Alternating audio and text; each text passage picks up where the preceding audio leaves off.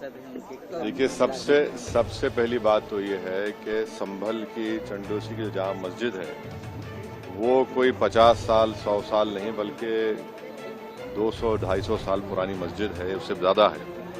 वहाँ पर कोर्ट की तरफ से बगैर मस्जिद के जिम्मेदारों को कमेटी को सुने उन्होंने एक एक्स पार्टी ऑर्डर पास कर दिया, वो गलत है।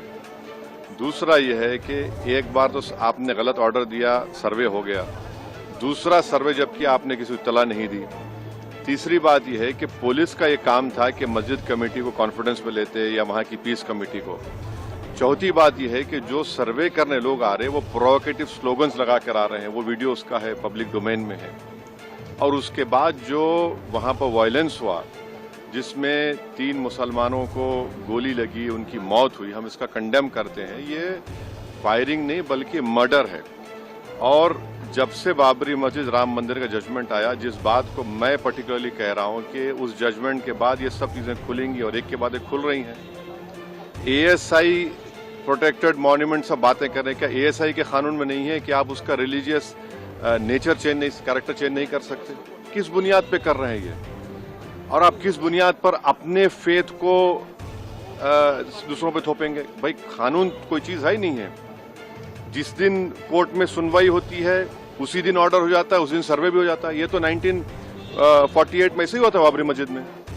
तो ये जो फायरिंग हुई है ये फायरिंग नहीं है, मर्डर है।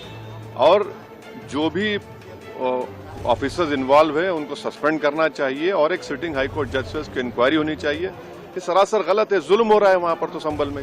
वहाँ के सांसद पे FIR दर्ज कर दिया गया। आप जिस पे चाहे कर लीजिए भाई, जिस पे भी चाहे कर लीजिए, जज आप, जूरी आप, सब आप, तो बचेगा क्या फिर? अब सर, जेपीसी में आप लोगों ने समय मांगा है क्या? जी, जैसा अभी आपने हमारे डेलीगेशन तरफ से बोला गया है, मैं उसको रिपीट करना नहीं चाहता। मगर स्पीकर साहब ने बड़ी इत्मीनान से हमारी पूरी जितने मेंबर्स 11 नॉन बीजेपी MPs गए थे उनकी बात को सुना। वो बोले कि इसके ऊपर कंसिडर करेंगे और हमको उम्मीद है कि ऑनरेबल स्पीकर साहब इसका टेन्योर बढ़ाएंगे। क्योंकि आप देखिए, बंगाल नहीं गई कमेटी, बिहार हम लोग नहीं गए, उत्तर प्रदेश में शिया वक्फ की प्रॉपर्टीज़ को हमने नहीं देखा। तो ऐसे कई, दिल्ली के मंत्री को बुलाना है, ऐसे कई स्टेट्स है जहां पर कमेटी को जाना चाहिए। वो स्टेक होल्डर्स हैं, उनकी बात को सुनना बहुत ज़रूरी है।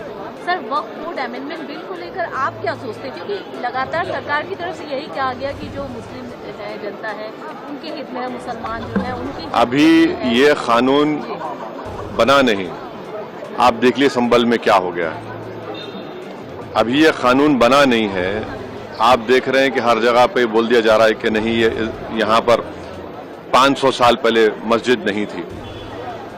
इस बिल में ये बिल आर्टिकल 26 का वायलेट करता है। ये संविधान के फंडामेंटल राइट का 26 का ग्रेव वायलेशन है। ये बिल कलेक्टर को इतने पावर्स दे रहा है कि कलेक्टर तय करेगा कि कौन सी वक्फ प्रॉपर्टी है नहीं है। ये कैसे होगा? कलेक्टर कैसा जज होगा अपने ही केस में?